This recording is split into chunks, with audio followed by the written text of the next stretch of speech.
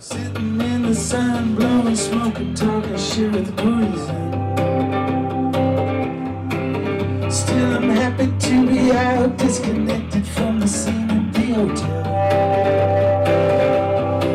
I'm looking forward to a time when my mind is not so easily scattered. Thinking back to the days when your love was all that mattered.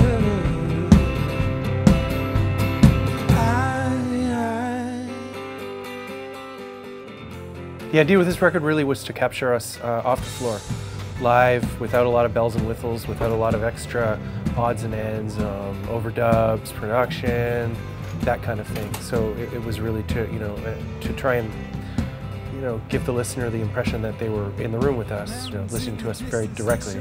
This is what we are, this is what we're doing. We made a decision to do that before going into the studio and kind of stuck with it the whole time. Our last two records are actually bigger in a lot of ways because there's more overdubs, especially Park Avenue. There's strings and horns and choirs, and it's pretty grandiose, whereas this one's, kind of honest and upfront and right at you.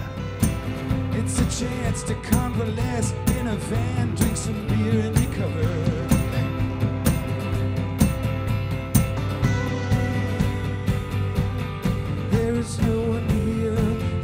We laid out as much as a blueprint as we've ever done with this record. We demoed songs fairly extensively for the first time instead of flying by the seat of our pants in the studio.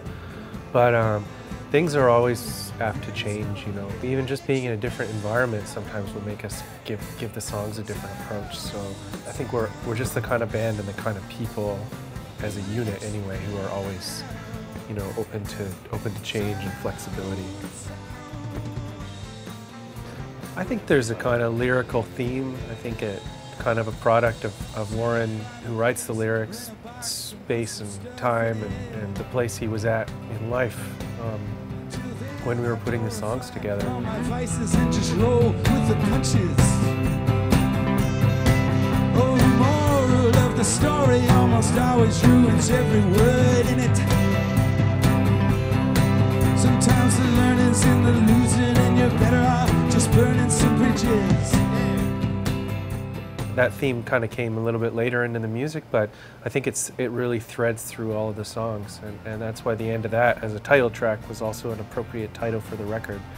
It took us a while to realize that, but it sort of sums the whole thing up. It's a little bit dark, and it's also not an end; it's a celebration. It's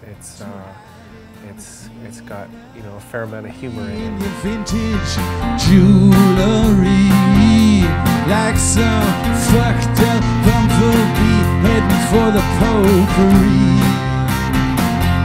of the ladies' room. Wait, don't go. You turn me on so with your beasting lips. Your pepper grinder hips.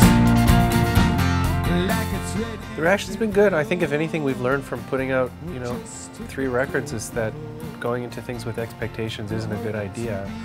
You can kind of look at it like this. We put out Park Avenue, nobody knew who we were. It was kind of well received, and we're a band who were playing around Montreal once a month or something like that, all of a sudden to a touring band, and one with, we got some good reviews and good response, and I think maybe we were even a little bit naive thinking that the next record would come out, things are just gonna keep growing and progressing.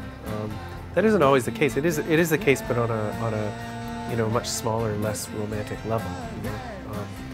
I think this time around we found that we have a real following. People come out who know the songs and know us, and it's dedicated and loyal, and I think more and more people who are into the music or into music itself, and kind of any maybe hype we had as a new band a few years ago has worn off, and now it's people who just know us and want to see us, and that's pretty gratifying actually. Was it it was the end of that. Was it that? It was the end of that.